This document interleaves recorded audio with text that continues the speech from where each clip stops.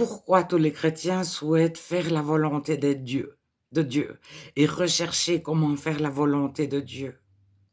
Je pense que nous avons le meilleur des parents possibles, le meilleur des pères, la meilleure des mères, le meilleur Dieu. Imagine un petit enfant de 2 ans, il veut descendre avec son petit vélo des petits escaliers, mais beaucoup d'escaliers avec son petit vélo à 2 ans. Et ses parents arrivent à lui dire non, sans lui mentir, en restant des modèles pour lui, dans la paix, de la joie, dans l'amour. Et l'enfant est heureux de ne pas descendre les escaliers en vélo alors que c'est ce qu'il souhaitait faire.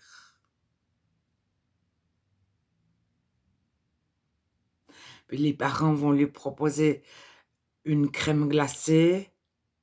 L'enfant n'aime peut-être pas la crème glacée au chocolat ou à la fraise. Ses parents vont lui faire goûter, l'enfant est heureux, il a goûté quelque chose qu'il ne connaissait pas.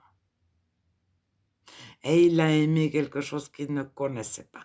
C'est un peu ça, faire la volonté de Dieu.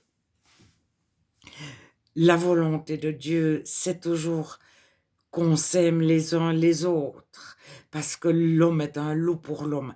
Si on aime les gens de notre groupe, on va haïr les gens de notre groupe, ou on va être indifférent à ceux qui produisent nos voitures, nos habits, nos portables, à quelques milliers de kilomètres. S'ils travaillent 12 heures par jour, nous ne sommes pas au courant. Nous ne voulons pas être au courant.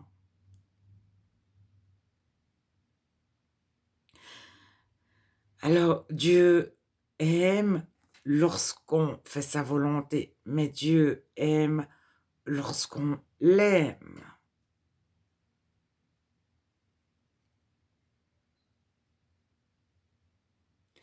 On dit la louange, l'adoration, mais c'est aimer Dieu. Lorsqu'on dit à Dieu, tu es bon, c'est l'aimer.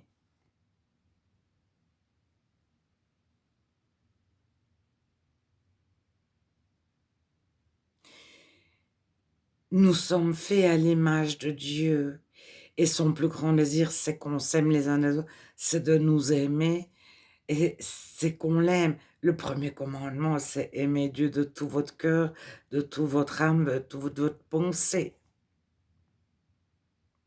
Et Jésus le reprendra.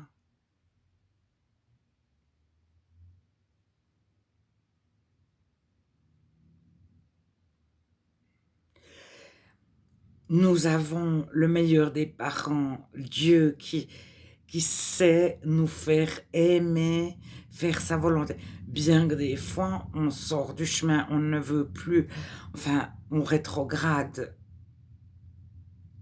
Beaucoup de chrétiens s'éloignent de Dieu à cause des difficultés ou parce qu'ils sont attirés par quelque chose de différent d'autres.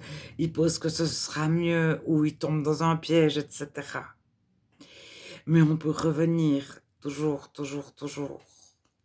Dieu nous attend impatiemment. Mais lorsqu'on sort du chemin, il y a des épines, il y a des... Et pour revenir sur le chemin, c'est difficile. Il vaut mieux ne pas le quitter. Bien que nous avons la parabole de Jésus qui laisse 99 brebis toutes seules pour aller chercher la 100e qui était perdue. Et Jésus vient nous chercher chacun. Mais plus on est sur le chemin, plus on est dans la paix avec Dieu, plus nous avons tout en Dieu. Mais tout.